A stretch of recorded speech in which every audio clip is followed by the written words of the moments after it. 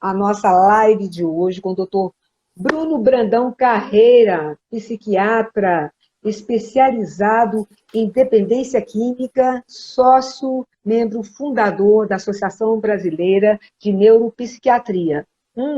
Bastante coisa, né? Tem conhecimento, tem bagagem para ajudar você e a mim também, que estou aqui doida para saber. Vamos começar pelo começo e pelo próprio título dessa live de hoje. Transtorno de ansiedade e comportamento ansioso. O que é cada um e como diferenciá-lo? A palavra Vossa Senhoria no assunto. Não, Vossa Senhoria não, Bruno, não precisa nem do doutor, Bruno. Aqui vamos lá. Não. A gente está tendo um papo descontraído aqui. Eu acho que, né, quanto menos formalidade, fica mais claro. Claro, amor. É só mesmo para te apresentar para quem às vezes não te conhece, o pessoal precisa saber. Agora nós estamos em casa. Sim, claro. Estamos em casa.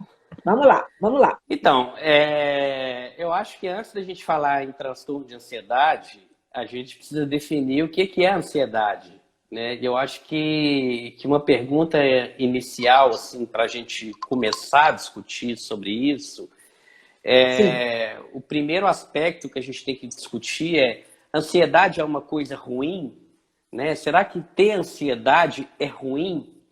Ou ter ansiedade é uma coisa boa? Então, acho que é isso que eu queria fazer uma pergunta, talvez uma pergunta retórica. Não, é começar por aí mesmo. É para você fazer essa diferenciação. E para você fazer essa diferenciação, você tem, inclusive, mesmo, que explicar o que é cada um, por favor. É isso mesmo. Tá dando para escutar bem ou tá travando? Para mim tá perfeito. Como que tá para vocês aí, gente? Dá um joinha. Dá um joinha e vai mandando coração, que é a coisa que a gente mais gosta é coração aqui, ó. Ó, coraçãozão batendo. Aliás, então, até o brinco hoje está de coração. Vamos lá. Né? Então, hoje eu estou toda coração. Vamos lá. Olha lá, a Caroline Carol, perguntando de depressão. A gente pode até falar um pouquinho de depressão, porque acaba misturando. Na verdade, os transtornos de ansiedade estão associados a mais ou menos a metade das pessoas que sofrem de ansiedade sofrem de depressão. E vice-versa. Normalmente, quem sofre de depressão tem ansiedade. Normalmente, assim, mais ou menos a metade. Mas o assunto hoje é ansiedade. Depois a gente pode até falar mais sobre depressão. Exatamente. Mas podemos falar também, cara. Aqui a gente fala de tudo. Não, aqui é tudo. Mas é só fazendo uma parte. Para ela que falou sobre depressão, nós tivemos uma live sobre depressão há 2 semanas atrás. Eu tenho que reforçar essa questão, que é bom também. Né? Nós vamos disponibilizar, a partir do dia 20, essas lives. Eu estou fazendo para pôr no YouTube, no meu canal, e vou disponibilizar no meu canal de Corpo e Alma, com Carinho Vocário, e para o doutor Bruno também, para ele também postar no canal dele, Bruno Psiquiatra. Conclusão, vocês vão poder assistir, tá? E aqui hoje a gente dá uma pincelada nisso, porque acaba, é como eu falei, né, doutora, aquele dia, depressão, eu acho que depressão passa por tudo. Em algum momento. Depressão é um transtorno bem prevalente mesmo. Eu tô vendo que já tem gente perguntando aí, ó, falta de ar, medo de morrer, o que fazer, tonteira. Então, assim, a ansiedade realmente ela tem um componente físico, né? Dor no peito, palpitação, falta de ar, tonteira. Tem uma série de componentes aí físicos que eu acho que a gente pode... Tonteira, vertigem. Isso. Tem gente que realmente chega até a desmaiar mesmo.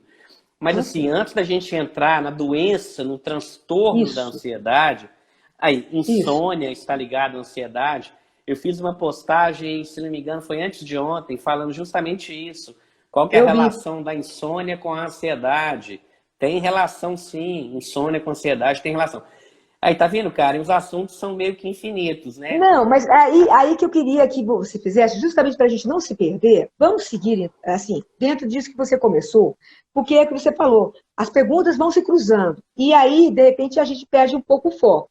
Vamos pegar o conceito mesmo começando aí, que você falou, o transtorno de ansiedade generalizado, primeiro, porque é aquilo que você também sabe. Do transtorno generalizado, ele se desmembra, né? Traumas, não é isso? Traumas, fobias, que nós vamos falar um pouquinho disso, que está dentro da nossa programação. mas são pinceladas, porque depois, mais para frente, eu quero tratar de uma live específica sobre isso. Você está entendendo? Porque é o que você falou, são assuntos fascinantes e que demandam horas, e nós temos 50 minutos. Então, vamos... na verdade, o assunto... Depois eu olho aqui as perguntas, eu te passo, vamos aí deixando você responder essa questão da diferença do que é. Primeiro, o que é o conceito. Como identificar a pessoa que tem e quem não é e tem o comportamento, tá? Então vamos começar por aí. Na verdade, a gente precisa nem... Às vezes eu tô chegando perto assim, cara, é para poder ler o que o povo tá falando, tá? Não, fica... Mas, enfim, pode deixar. Mas enfim, ansiedade, a gente precisa definir, né? Quando a gente está falando de ansiedade, igual você falou, transtorno de ansiedade generalizada, tem o transtorno de pânico, tem as fobias específicas, tem agorafobia, enfim, tem uma série de transtornos ansiosos que a gente pode discutir sobre eles e dar lives específicas. Mas assim, antes da gente entrar nesse assunto, transtorno de ansiedade, a gente precisa saber o que é ansiedade. A gente está falando uma coisa, ansiedade, mas o que é ansiedade? E eu acho que a primeira pergunta que a gente tem que responder, primeira coisa que a gente tem que falar é: ansiedade é uma coisa ruim? Primeiro, ter ansiedade é ruim ou é bom? Né? Então, assim, será que eu ser ansioso, uma pessoa que é ansiosa, será que é ruim ser ansioso? Né? E aí eu vou te responder da seguinte forma: uma pessoa que não tem ansiedade, uma pessoa que tem 0 de ansiedade, claro que essa pessoa não existe, isso é uma coisa hipotética. Uma pessoa que não tem ansiedade, ela morre. Morre. Sim. Então, a ansiedade é uma coisa extremamente importante para a nossa vida. Né? A Psy Valdimei está falando, é muito ruim. Eu estou falando aqui de uma ansiedade, como tudo em psiquiatria, como tudo em saúde mental, a gente trabalha o excesso. Né? Tristeza é bom? Tristeza não só é bom, como é fundamental a gente ter tristeza. Alegria é bom a gente ter alegria? É fundamental a gente ter alegria. Mas uma tristeza em excesso é ruim, porque vira uma depressão. E uma alegria em excesso também é ruim. Né? É o que a gente falou na última vez sobre transtorno bipolar. Bipolaridade. Um resumo do resumo, a gente não pode resumir a isso, mas um resumo, a gente poderia falar que o transtorno bipolar seria um excesso de alegria. Sim. Da mesma forma, uma ansiedade, por exemplo, a gente conversou um pouco aqui antes da live. Imagina eu, se eu, Bruno, não tivesse ansiedade nenhuma, né? Agora eu estaria ali vendo uma série e tal, e falando assim, não, daqui a pouco eu vou ver lá com a Karen que hora que é a live, que hora que a gente vai conversar. Ou então, eu vou atender meus pacientes amanhã, tem paciente marcado, 7h30, não, 8 horas. Ah, não, quando der eu vou lá e atendo, chego lá meio-dia, porque eu estou tranquilo, estou relax e tal, eu vou perder meu emprego. Então, assim, uma ansiedade, o que é ansiedade? Né? Ansiedade, qual que é a definição de ansiedade? É uma preocupação, é uma apreensão em relação ao futuro.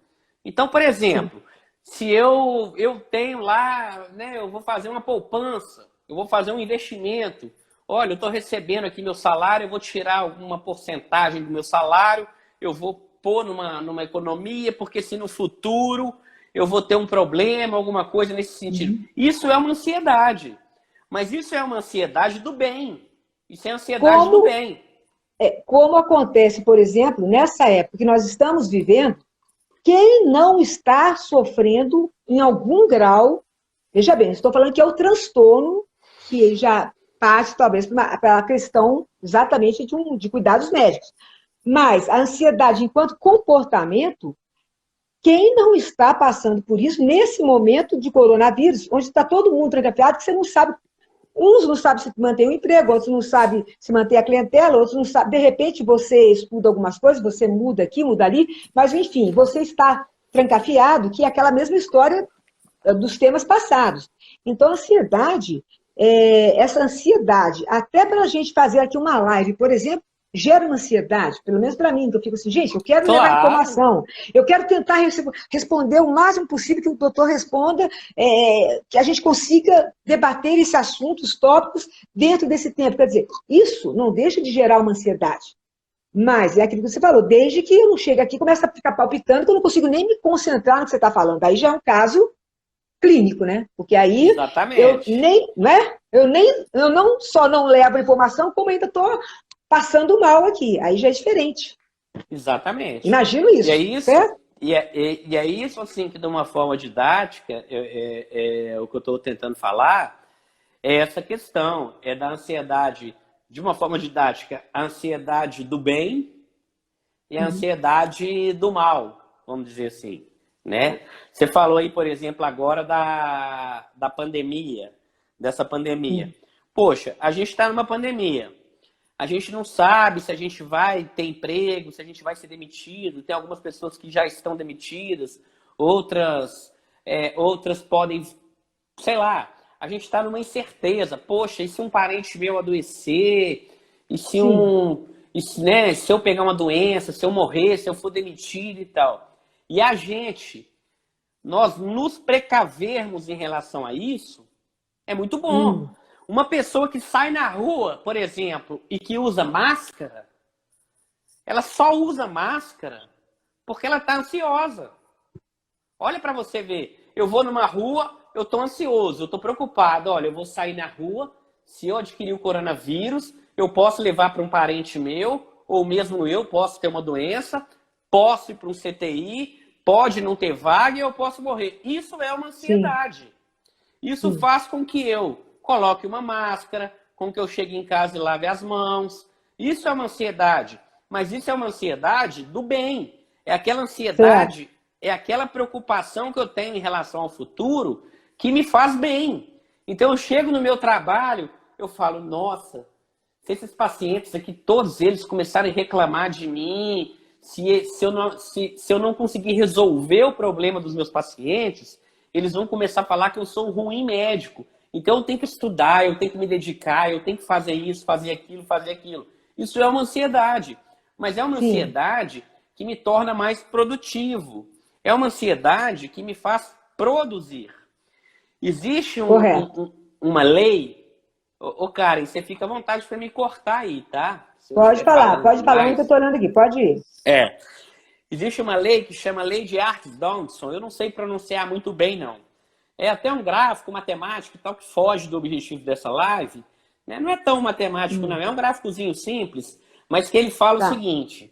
Ele fala o seguinte. À medida que a nossa ansiedade aumenta, tá? À medida que eu vou ficando mais ansioso, a minha produtividade aumenta. Imagina, por exemplo, igual eu te falei que hoje... imagina, por exemplo, hoje eu virei para você e falei, olha... atualmente eu faço faculdade de filosofia. Então eu falei, olha, Karen, vamos fazer uma live semana que vem, mas depois vamos dar uma paradinha, porque vou começar a ter provas. Né? Claro. Eu estou ansioso em relação às minhas provas. Então o que eu vou fazer? Essa ansiedade vai fazer com que eu comece a estudar, com que eu comece a fazer aquilo e tal, e talvez eu vou bem na prova, enfim. Claro. Né? Agora, se eu não tenho ansiedade nenhuma, zero de ansiedade, é o tédio. Aquela pessoa que está em tédio, pensa uma pessoa que está no tédio. O tédio, a definição de tédio, é ausência de ansiedade. Se eu não tenho ansiedade nenhuma, eu não estou nem aí para hoje, para amanhã, para depois da manhã, para o que for. Então, assim, aquela ansiedade que faz a gente produzir, ela é ótima. Agora, até certo ponto. Entendi. Eu levantei o dedinho para fazer a pergunta, gente, senão, se eu interromper, aparece um Samuel aqui na vida, ele vai, você falou, interrompeu. É o seguinte, são duas perguntas, mas eu quero dizer o seguinte, o que você está falando, inclusive, é a questão da adrenalina, né? Porque, por exemplo, é que nem o ator, quando vai entrar no palco, no teatro, né? Aquela coisa que a impressão é que dá que está pisando pela primeira vez. Isso é uma ansiedade que a adrenalina, né, provoca essa adrenalina, né, aquela coisa, aquela descarga, né, que você fica. A hora que entrou, pá, ele vem tudo na mente dele, ok, ele encena.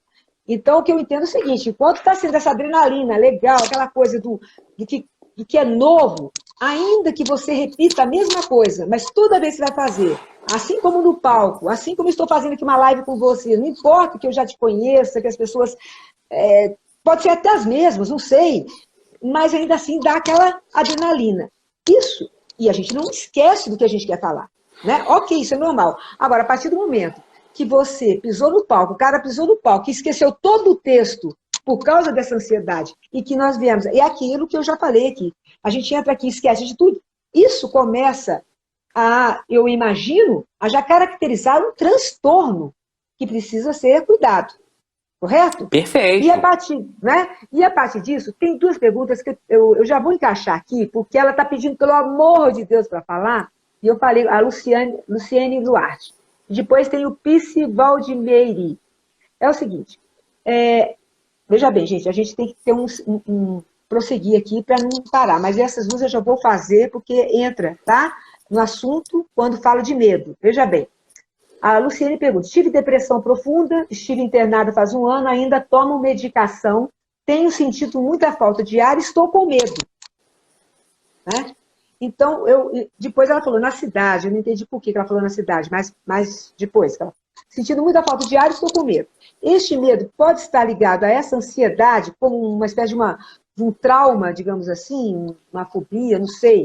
E depois a outra pergunta é do psique, que quer saber. Mas daí, psique, a gente vai falar um pouquinho mais adiante, quer saber como controlar a ansiedade e alimentação, a relação, tá? Eu não vou esquecer disso, porque está na programação.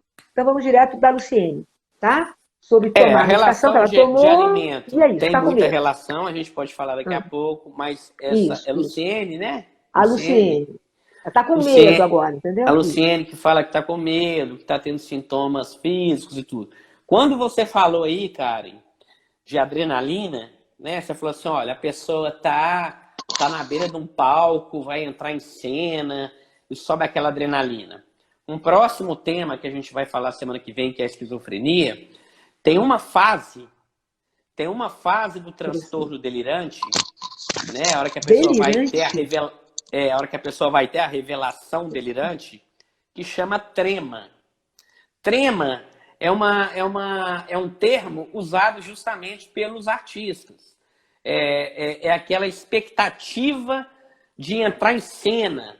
Então, assim, a palpitação, a falta de ar, aquela dor na barriga, vontade de ir no banheiro, vontade de fazer um xixi, vontade, às vezes, até de fazer um cocô. Enfim, aquela coisa física. A adrenalina faz isso. Isso, na verdade, a gente vê, isso vem desde a evolução. Quando aquela pessoa lá nos primórdios, você está de frente com um leão, você está de frente com um predador, você tem aquela adrenalina para te preparar para a fuga. Então, eu vou fugir disso. Então, a ansiedade, o que é ansiedade? É uma preocupação em relação com o futuro, como eu disse. Mas, se eu estou aqui numa live com você, e se eu estou tendo uma ansiedade, eu estou tendo, meu coração está acelerando, eu estou tendo uma falta de ar, eu estou tendo um desconforto, é natural. Isso é o quê? Isso é o meu corpo preparando para me enfrentar uma luta. Olha, se tem um leão aqui querendo me pegar, então meu coração tem que bater, eu tenho que funcionar a 1000 para me poder lutar com esse leão. Essa é a ansiedade do bem que a gente falava anteriormente. Agora, a Luciene está falando o quê? Ela tem um medo, ela tem uma sensação desagradável.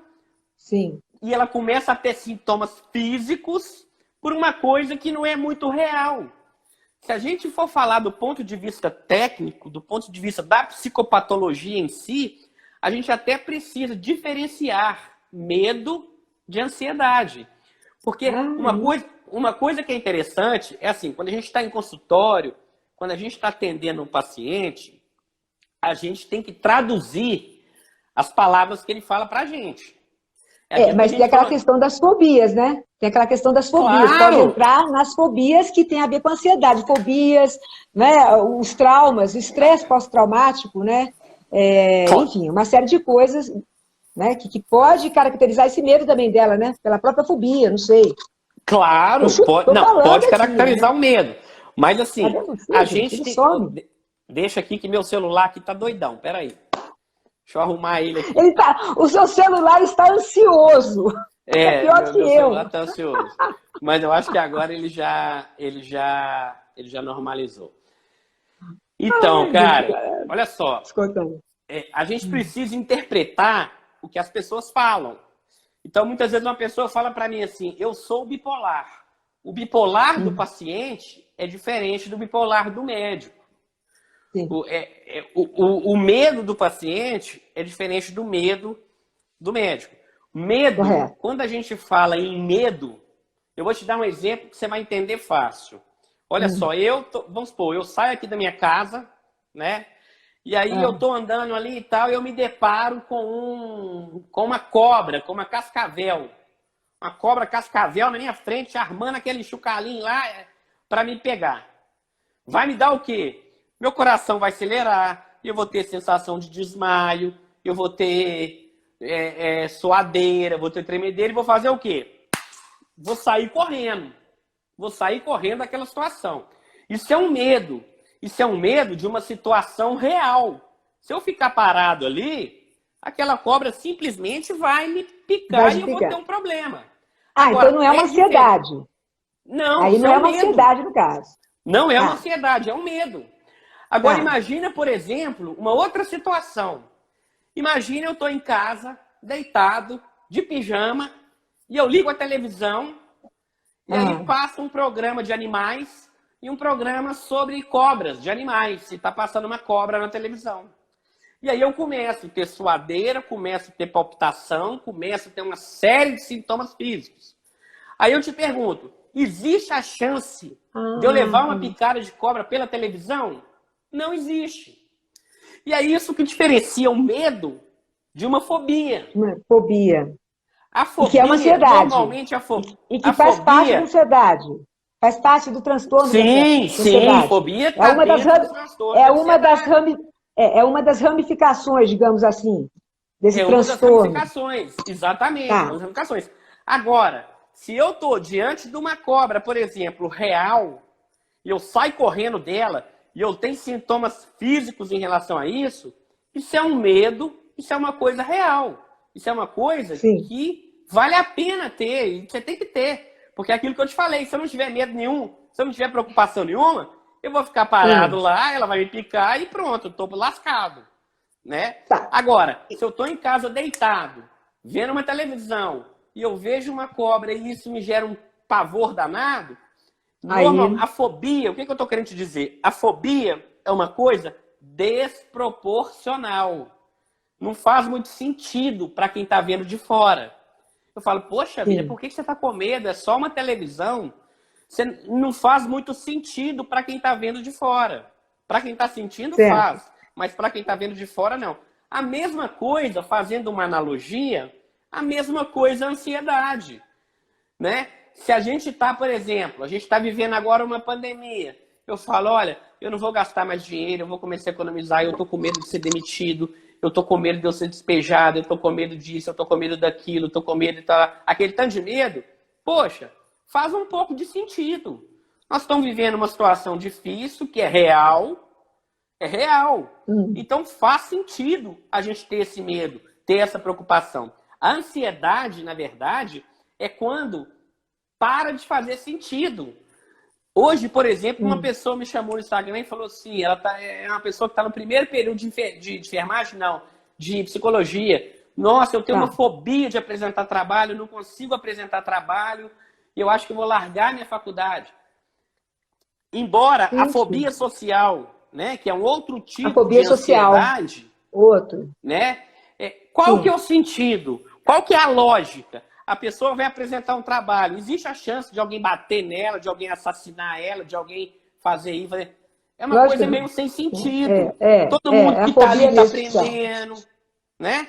Mas, quando eu falo sem sentido, eu não estou querendo desmerecer a queixa de quem está sentindo. Para a pessoa que está sentindo, faz muito sentido e ela merece ser tratada. Mas isso é um monstro, né? É um monstro. É um monstro isso, né? Para a pessoa encarar isso, esse momento, é como se ela estivesse olhando para um monstro, né? Exatamente. E é isso que vai caracterizar o transtorno. É isso que vai caracterizar o transtorno. Olha, eu tô lá no zoológico. Imagina, eu tô no zoológico. Aí eu tropecei e caí lá no negócio cheio de leão olhando para mim. Aí eu começo a ter falta de ar, ter suadeira, ter tonteira, ter sensação de desmaio e tal. Isso é normal? Claro que é. Claro que é. Claro que é normal. Eu tô de frente com o leão. É um perigo iminente, né, gente? Aí é um perigo iminente. Não é imaginário. Um perigo real. Um perigo real. Não é imaginário. Não é imaginário. Agora, se eu tô na minha casa vendo uma... Por exemplo, eu tenho um amigo pessoal. Tem quase 40 anos, tem quase 40 anos, quase a minha idade, já falei aqui. Ele tem medo de palhaço. Sim. Um palhaço, tem um nome para essa fobia. Tem o nome dessa fobia. Como que é? Teve um participante daquele negócio do Big Brother lá, que saiu do tal do Big Brother. Eu esqueci o nome. É uma fobia específica.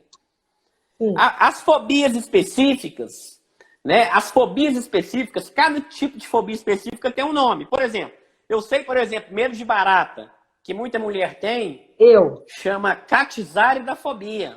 Olha que nome esquisito. Né? Medo de palhaço, né? Tem um nome específico. Tinha que ser com K. Tinha que ser com K, né? Catiza. Tinha que ser com o som K. K alguma coisa, essa fobia de barata. Porque pelo amor de Deus.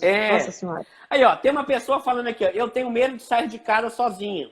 Isso é uma fobia que normalmente ela é muito associada a pânico, ao transtorno de pânico. Chama agorafobia. Ágora. A palavra ágora vem de feira. É feira, lugar público. Na verdade, é lá na Grécia. Na Grécia, vai ser prova minha. Aonde o pessoal fazia as reuniões e tal, não sei o quê. Ágora vem de praça pública, lugar público. Então, isso que ela está falando, medo de sair de casa, inclusive tem um nome, que chama agorafobia. Antigamente, a agorafobia e transtorno de pânico era considerada uma coisa meio que junta. Hoje eles separaram.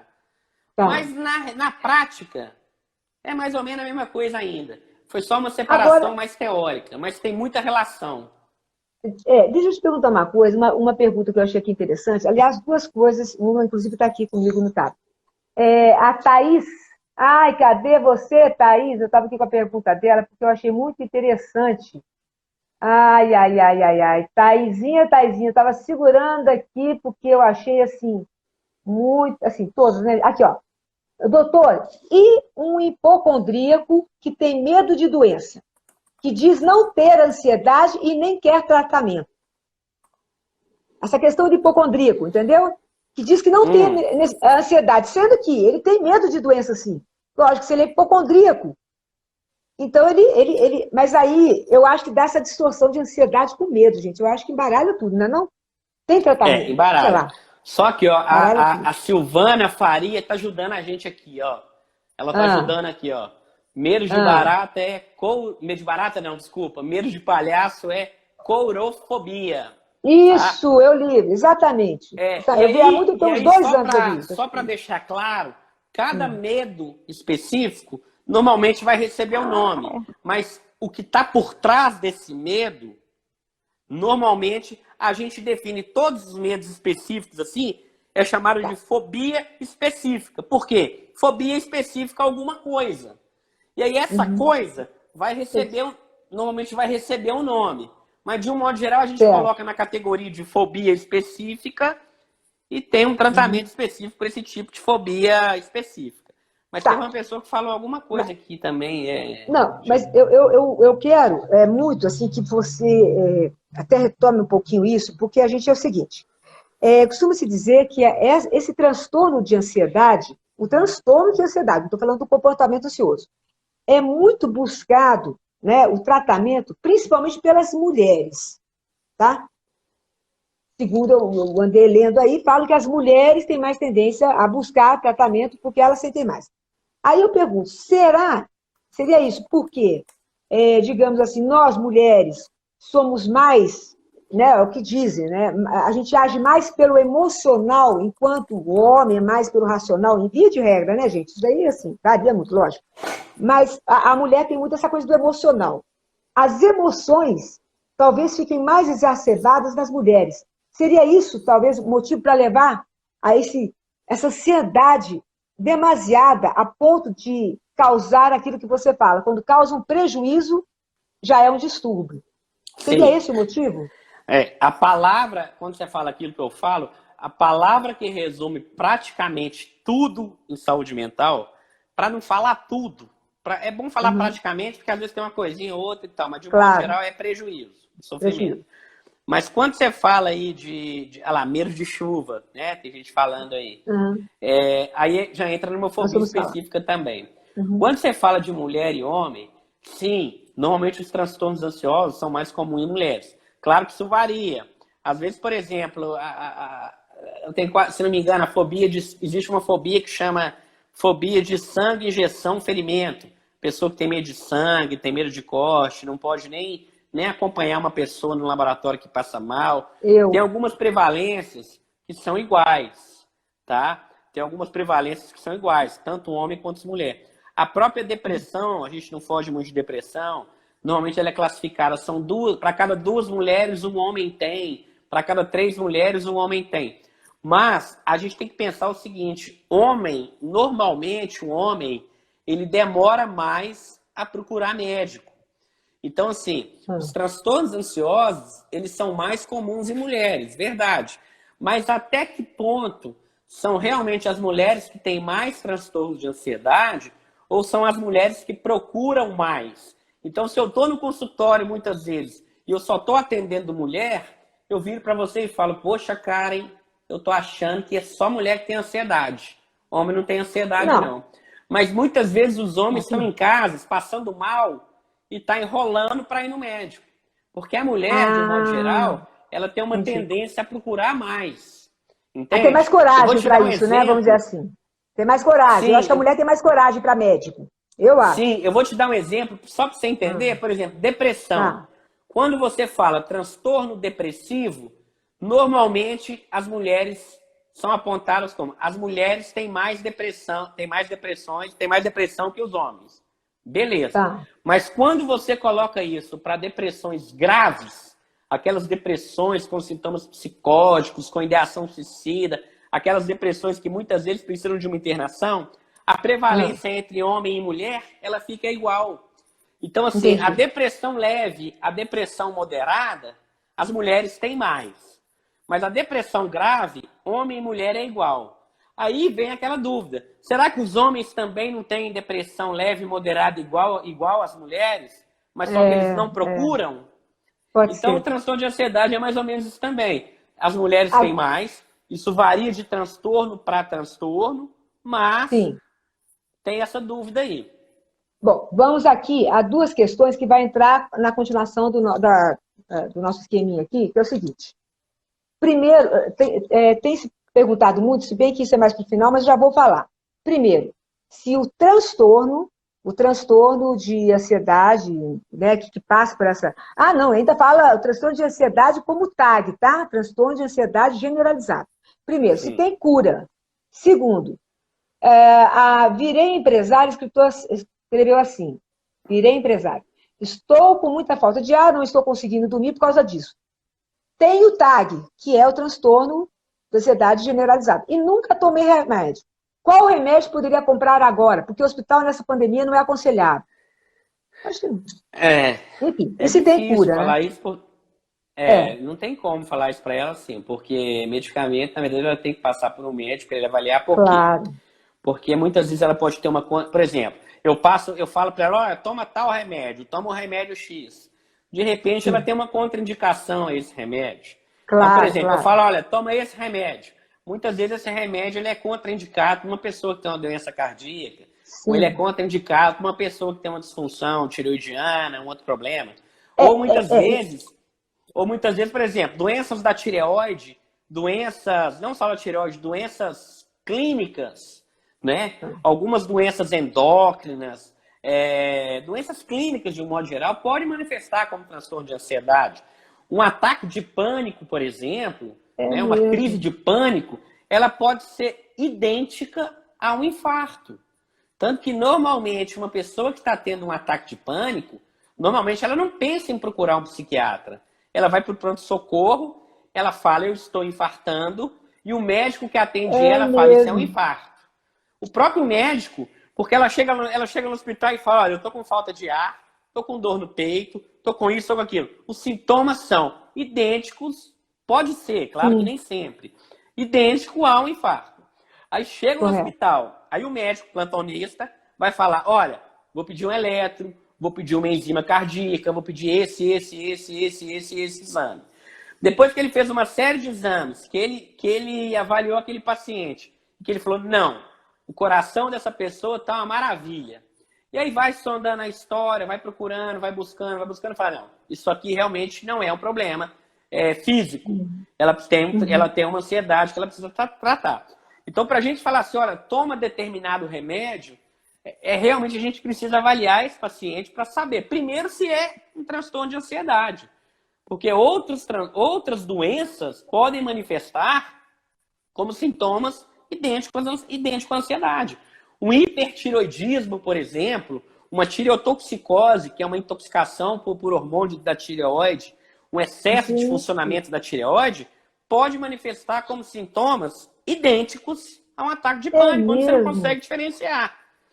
Então, a gente não pode sair falando, olha, toma tal remédio e pronto. A gente precisa saber realmente primeiro agora, qual que é o transtorno. Mas tem cura. Mas o que perguntam muito aqui é o seguinte. Eu já imagino o seguinte, se não tiver cura, tem pelo menos tratamento para se conviver bem. Já estou até me adiantando, mas eu quero ouvir de você o seguinte, tem cura para esse transtorno de ansiedade? E depois nós vamos entrar no campo de comportamento, se também precisa de algum medicamento ou não. Porque, às vezes, não é um transtorno, mas tem hora também que, né? Embora não cause um prejuízo, mas tem hora que a gente se sente incomodado. Então, vamos por partes, né? Tem cura o transtorno de ansiedade? Eu digo assim, de um modo geral. Veja bem, não estamos entrando aí no caso da fobia, o transtorno de ansiedade generalizado. Tem cura? De um modo geral, tem cura? Olha, existem pacientes que vão realmente precisar, muitas vezes, tomar medicamento de forma indefinida, que vão precisar fazer uma terapia por um tempo prolongado, mas existem, sim, pacientes que fazem um tratamento adequado e conseguem, muitas vezes, se ver com o problema resolvido. Claro que tem uma chance de ter uma recidiva de voltar. Agora, uma das coisas que a gente observa muito é que boa parte dos pacientes, tá? Isso eu gosto de falar, eu gosto de puxar na orelha deles mesmo, porque boa parte dos pacientes não seguem o tratamento. Então você vira para o paciente e fala assim, olha, toma esse remédio por um tempo certo, faz a terapia, faz tudo certinho. Aí o paciente toma o remédio, 2 meses, ficou bom, aí bebe, enche a cara, para de tomar o remédio, aí volta e fala, ó, parei porque eu bebi, tô bebendo pra caramba, parei de tomar o remédio e tal. Não gosto de terapia, conversei com o psicólogo, não gostei e tal.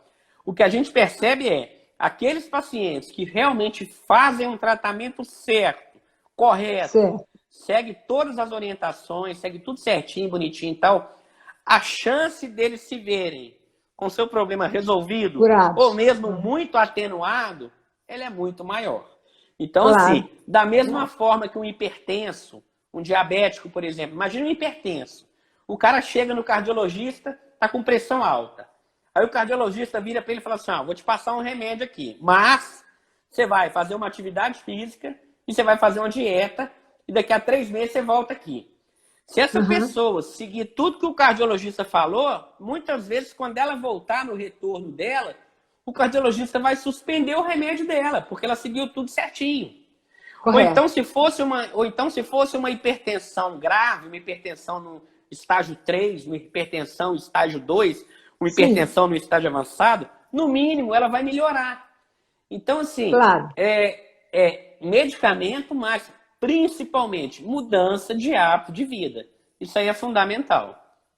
Certo. Agora, o que eu quero saber também, que o pessoal, a gente fala muito, a questão do comportamento, aí entrando aquilo que eu lhe falei, falando sobre para quem tem o comportamento ansioso. Por exemplo, eu confesso que eu não sei como diferenciar, aí que está o negócio, eu queria entender como eu consigo, que tipo de técnicas que eu posso utilizar, ou que eu posso buscar para saber, não a questão de transtorno, porque é como você falou, não me dá o prejuízo, não creio, né? Mas eu sou uma pessoa, por exemplo, ansiosa. E é aquilo que você falou. Agora, de repente, é uma ansiedade, veja bem, que é, tendo aquilo que você falou, normal, porque isso impulsiona a gente querer fazer outras coisas, mexer. Mas, como eu consigo saber, através de que técnicas, o que eu posso procurar, e isso eu estou pegando para mim e respondendo para muita gente que tem, com certeza, muita dúvida quanto a isso. Onde eu consigo ter certeza é o seguinte, que isso é apenas assim, olha, você faz uma meditação, você procura, sei lá, um yoga, alguma coisa, isso já melhora, ou, de repente, até por um tempo, sim, algum medicamento, não digo parecido, que seja tipo transtorno, propriamente dito, como um distúrbio, mas alguma coisa que venha a me... Você está me entendendo? A dar uma acalmada, ainda que não me cause tanto prejuízo. Como que eu sei, como que o médico, pelo menos, se eu for num médico, como que ele pode identificar isso em mim? Tá? Enfim, é isso. Tá. Deu para você entender? Deu para entender sim. Claro que quando uma pessoa tem um transtorno muito grave, eu acho que eu vou conseguir te explicar isso. Quando uma pessoa tem um transtorno muito grave, que ela paralisa a vida dela, isso é muito fácil. Porque a esposa, o filho, o vizinho, seja quem for, vai falar, olha, você não está bem, você vai no médico e tal, vai reconhecer. Agora, talvez o que você está perguntando é quando a pessoa tem uma forma, tem um transtorno mais leve, onde ela fica no meio ali, ó, ela é muito ansiosa, mas ela consegue ainda fazer as coisas e tal. Isso muitas vezes é difícil, porque muitas vezes a pessoa não sabe, realmente, ela tem um transtorno de ansiedade e ela vive de um jeito e ela não sabe. Eu tenho paciente, por exemplo, que chega para mim e fala assim, não, eu tô tranquilo. Aí você vai conversar, você vai vendo e tal, e na hora que você começa a tratar e que você muda a vida dele, ele fala, meu Deus, eu vivi 10 anos de um jeito e agora eu tô vivendo de outro, e esse jeito Socorro, que eu tô vivendo agora... socorro, eu tenho um distúrbio e não tô sabendo. Tipo assim. Isso pode acontecer, mas, claro que a gente tem que voltar naquela máxima que eu sempre falo, sempre quando a gente conversa. Qual é a finalidade da nossa vida? Por que a gente está vivo e por que a gente existe? Então, assim, uma coisa que a gente tem que tomar muito cuidado é para não querer começar a colocar transtorno em tudo. Entende? Isso. Olha, se daqui a pouco você tem mania de transtorno. Exatamente. Isso é muito perigoso. Se é uma pessoa que funciona do jeito, olha, aquela pessoa fala demais, aquela pessoa é agitada, aquela pessoa é inquieta. Você pergunta para essa pessoa de 0 a 10, qual que é o seu grau de felicidade? É 10. Sou feliz demais. Aí você pergunta para todo mundo que... Claro. Aí você pergunta para todo mundo que está do lado dela. Ela te incomoda muito? Ela é muito chata? Todo mundo fala, não. É um amor de pessoa. Acabou o assunto. Entendeu? Seja feliz e vá embora. Você não precisa de tratamento. Claro. Então, assim, a gente tem que pensar o seguinte. Se tem um prejuízo, se tem um desconforto, muitas vezes esse prejuízo não é só para a pessoa. É o que a gente falou semana passada do transtorno bipolar. Se eu chegar para um paciente bipolar numa fase de mania e falar assim, qual que é o seu grau de felicidade? Ele vai falar assim, 10. Aí você fala, então você não tem transtorno? Claro que você tem. Porque todo mundo que está ao seu redor, você está destruindo sua vida inteirinha. Na hora que você cair na real, você vai ver que de 10 vai para 1.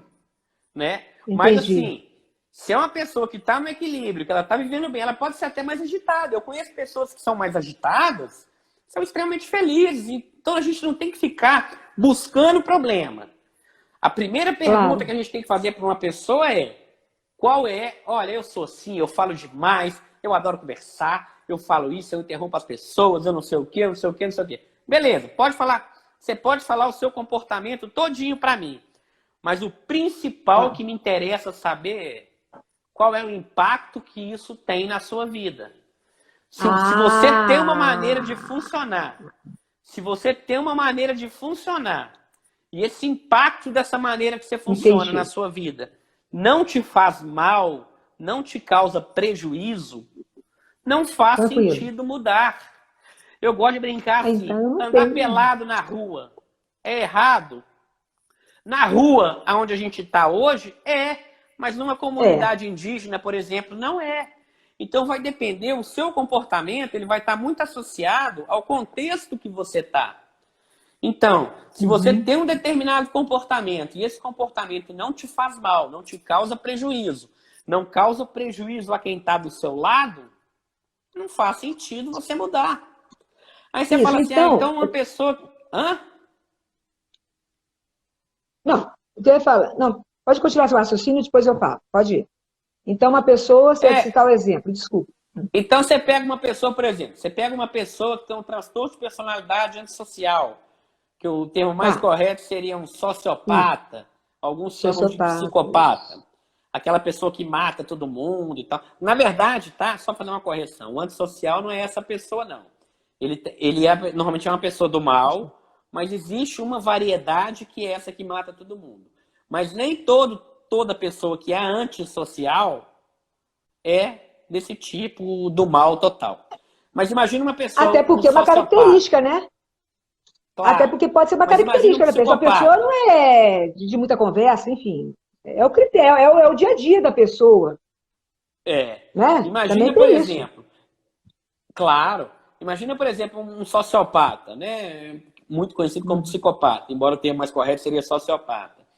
Imagina, você vira para ele e fala assim, você tem algum problema? Ele fala, não, eu sou feliz demais da conta, eu sou muito feliz, mas o cara tá matando todo mundo. Poxa vida, ele na visão dele, ele não tem um problema, mas ele tá gerando problema para o outro. Então, quando eu falo essa questão do transtorno, normalmente a gente tem que pensar assim, olha, é um prejuízo para você, pra mim, ou um prejuízo para o terceiro. Então, muitas vezes eu posso não perceber esse prejuízo. É o que a gente chama de insight, a noção de doença. Isso. Às vezes o paciente ele não tem noção de doença. Então, você chega para o paciente e fala para ele assim, você está bem? De 0 a 10, como é que você está? Estou ótimo, estou excelente. Mas se você vai avaliar aquilo, muitas vezes ele está tendo uma série de problemas, seja ele ou seja quem está próximo, mas ele não reconhece. E isso, às vezes, acontece nos transtornos leves. Por exemplo, voltando a falar em depressão, a distimia, que é um transtorno depressivo leve, porém crônico, muitas vezes pode ser mais incapacitante do que uma depressão gravíssima. Por quê? É mesmo? Porque a depressão grave, a pessoa vai para o hospital, ela interna, ela vai no médico, ela toma remédio, ela toma aquilo, toma, e sara, resolveu o problema dela. Aquela pessoa que está com um transtorno meio ali em cima do muro, ela vai empurrando aquilo a vida inteira. Então, é isso que a gente tem que pensar. A pessoa precisa ter um prejuízo, precisa ter um sofrimento para ela ou para terceiros, mas, além disso, muitas vezes a pessoa não consegue perceber. Ela precisa ter um prejuízo, sim. Mas não necessariamente ela vai ter uma noção desse prejuízo. Às vezes quem está ao redor percebe isso. Estão perguntando pessoas se eu sou de Belo Horizonte. Você é de Belo Horizonte. Ele é de Belo Horizonte, sim, né? Sou de BH. Mineirinho. É mineirinho, gente. Mineirinho dos bons. Sou de BH. Dos bons. Com muito pão de queijo. Olha só. Pãozinho de queijo é bom, também... viu? É bom demais. Olha só. Um trem bom. É um trem bom. Um trem bom. Aliás, o que nós estamos tratando aqui é de um trem chamado ansiedade, né? Então vamos lá. A Ana Marcela fala assim, a minha ansiedade relacionada, eu acho que uma outra pessoa também falou isso, desculpa, tá, gente? Porque, como são iguais, eu estou pegando aqui a última. Minha ansiedade relacionada com hipocondria. Penso sempre que tenho alguma doença e me dá crise de ansiedade. Como tratar? Essa é uma boa pergunta. Entendeu? Quer que eu repita? Não, cortou um pouquinho, mas acho que eu entendi. Ela está falando que ela tem ansiedade, ela tem preocupação em relação à doença. Porque é o seguinte, ela é relacionada com a hipocondria, ela pensa sempre que tem alguma doença e com isso causa a crise de ansiedade. E ela quer saber como tratar isso. O tratamento, obviamente, praticamente todos os transtornos vão envolver a psicoterapia, que aí entra o papel do psicólogo, ou mesmo do médico, do psiquiatra, Muitas vezes o médico psiquiatra também, ele pode ter formação em psicoterapia. Na verdade, a psicoterapia, mas aí a gente tem um papel fundamental da psicologia, né? E, obviamente, em alguns casos, a medicação também ela é indicada. O pessoal falando da pergunta, e realmente foi uma boa pergunta. Agora, a gente tem que perceber o seguinte, olha, tem gente falando em pânico, tem gente falando em doença, hipocondria. Estresse pós-traumático também, o próprio estresse pós-traumático. Estresse pós-traumático. Na verdade, se a gente pegar tudo isso, olha só, tudo isso, estresse pós-traumático talvez um pouquinho menos, mas a gente vai cair naquilo que a gente falou no início. É uma preocupação em relação ao futuro. Quando a pessoa fala que ela é hipocondríaca, ela está preocupada com o quê? Ela está preocupada de adoecer, morrer ou então parar no hospital. É o futuro. Está preocupada com o futuro. Né? Agora, na verdade, a hipocondria não é nem um termo que está sendo mais usado ultimamente. O termo mais usado ultimamente, que mudou agora com o DSM-5, é ansiedade de doença. Mas isso é picuinha. Todo mundo conhece, é picuinha. Todo mundo conhece, é como hipocondria mesmo. Mas, enfim, a hipocondria, que hoje é chamada de ansiedade de doença, volta naquele conceito geral de ansiedade, que é uma preocupação em relação ao futuro, uma preocupação de ficar doente, de morrer. Só que, além dessa questão psicológica, o que acontece? O nosso corpo, o nosso coração, o nosso intestino, o nosso pulmão, os nossos músculos, ossos, articulações, enfim, tudo, eles meio que têm vida própria. O nosso coração bate, o nosso intestino mexe, que é o peristaltismo. Quando você vai no médico e o médico coloca aquele estetoscópio, aquele aparelhinho no seu coração, aí depois ele coloca no seu pulmão e vai lá e coloca na sua barriga. O que ele quer ver na sua barriga? Ele quer ver o movimento do seu intestino. Então, o nosso corpo, ele tem sons, ele tem sensações. Normalmente, a pessoa hipocondríaca, além da questão psicológica, ela tem um problema. Esses movimentos normais do nosso corpo, ela tem uma sensibilidade aumentada. Então, eu estou conversando aqui com você agora, nós estamos batendo um papo aqui conversando. Com certeza, eu espero que sim, se não tiver, eu estou com algum problema, meu intestino, uma hora dessa, está mexendo. Meu corpo está funcionando, está trabalhando. Mas eu estou conversando com você aqui numa boa e isso está passando batido para mim. O hipocondríaco, muitas vezes, ele tem uma sensibilidade aumentada. Então, ele sente mais o intestino dele mexendo, ele sente mais o coração dele batendo, ele sente mais a respiração dele.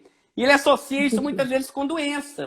Ele fala, nossa, minha barriga aqui está mexendo. O que para mim, o que para você, a gente ia passar despercebido, que é um movimento intestinal normal, para o hipocondríaco, para a pessoa que tem ansiedade de doença, aquela sensação corpórea, ela está mais exacerbada, ela está mais presente. Sim.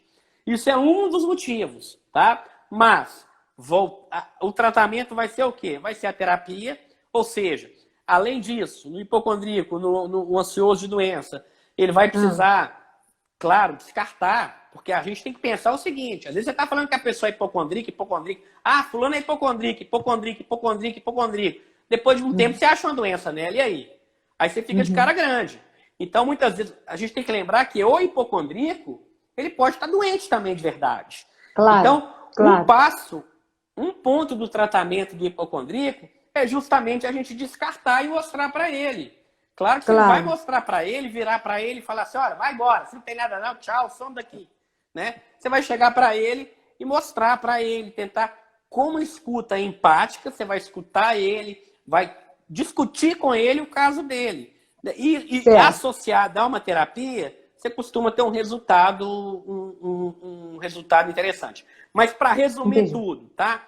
Todos os transtornos de ansiedade, todos eles, sem exceção, tá? Seja com terapia, seja com medicamento, ou principalmente com os dois, tá? A pessoa consegue ter sim uma qualidade de vida totalmente normal.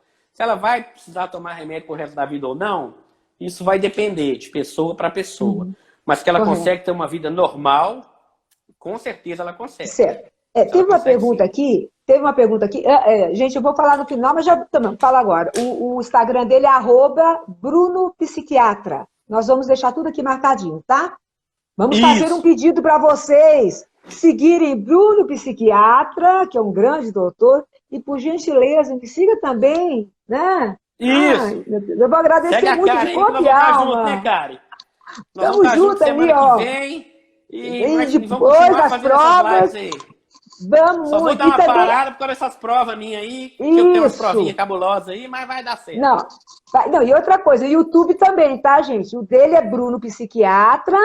Faz o favor de se inscrever lá e se inscrever também no De Corpo e Alma com Karen Borcaro, que vai estar com o doutor Bruno, De Corpo e Alma. Isso mesmo. Bom, agora acabou o merchan, vamos voltar a coisa séria aqui.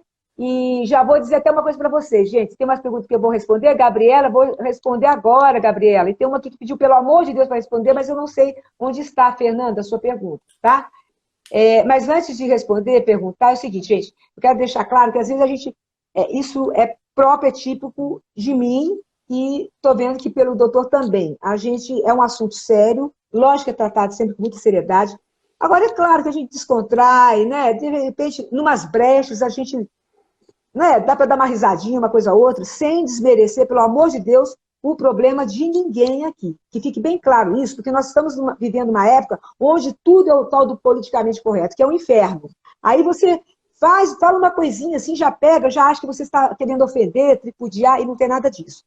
Até porque um bom humor saudável, né, doutor? É fundamental para a gente viver bem, pelo amor de Deus. Isso faz bem até para a cabeça. Então, para dar uma aliviada no assunto, que é um assunto sério, a gente dá uma descontraída de vez em quando, tá?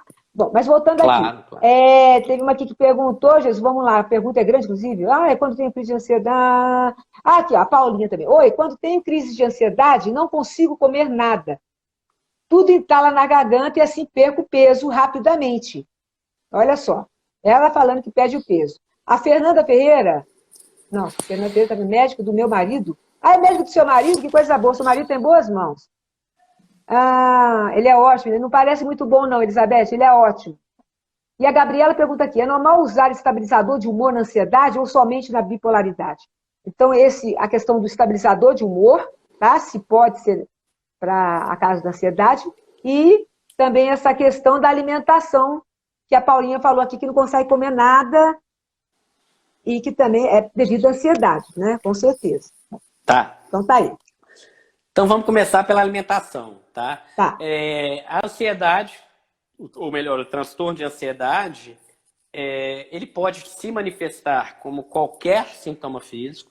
Eu costumo brincar no consultório, eu falo, desde uma dor na ponta do fio de cabelo até uma dor na unha do pé. E a alimentação, perda de peso, perda de apetite, ou o contrário também, vontade de comer demais, uma hiperfagia. Isso é sintomas físicos, isso é orgânico. A ansiedade, sim, ela está relacionada com isso. Tem gente que vai tratar a sua ansiedade, entre aspas, de uma forma errada, no álcool, nas drogas. É muito comum a pessoa, às vezes, ter um transtorno de ansiedade, ela começar a beber muito, começar a fumar muito, começar a usar droga. Algumas pessoas na alimentação. Aquele famoso chocólatra, né? Normalmente o chocólatra, aquela pessoa que tem uma tendência a comer muito chocolate, carboidrato, normalmente, muitas vezes, tem um transtorno de ansiedade por trás. Até porque o alimento... Aliás, só fazendo aqui encaixando, tem aquela coisa que... Você que gosta muito de citar filmes, né? Doutor, eu adoro isso, relacionar... Eu assisto muitos filmes e procuro assistir realmente relacionando as doenças. É fantástico. Aliás, outro dia, sobre bipolaridade, uma moça, eu quero lembrar o nome dela, falou sobre uma série, um seriado que está acontecendo, eu terminei de assistir ontem, fantástico. Trata da bipolaridade, eu achei muito bacana, depois eu te falo. Bom, mas aí é o seguinte, sobre isso, o que eu quero dizer? Quando eu toquei no assunto dos filmes e tudo mais, tem aquela cena clássica, né? Que a pessoa está esperando o namorado, ou terminou, ou está esperando, ou terminou a relação, e de repente está para voltar, enfim, aquelas cenas, né? De um conflito. Aí a pessoa, o que faz? Está chateada, né? Terminou o namoro. Vamos nessa cena. Isso acontece muito nos romances, nos dramas. Aí o que ela faz? que vira até um pouco comédia. Aquela cena clássica que ela vai na geladeira, pega um pote de sorvete e se acaba no sorvete. Lógico que isso está falando exatamente disso, né?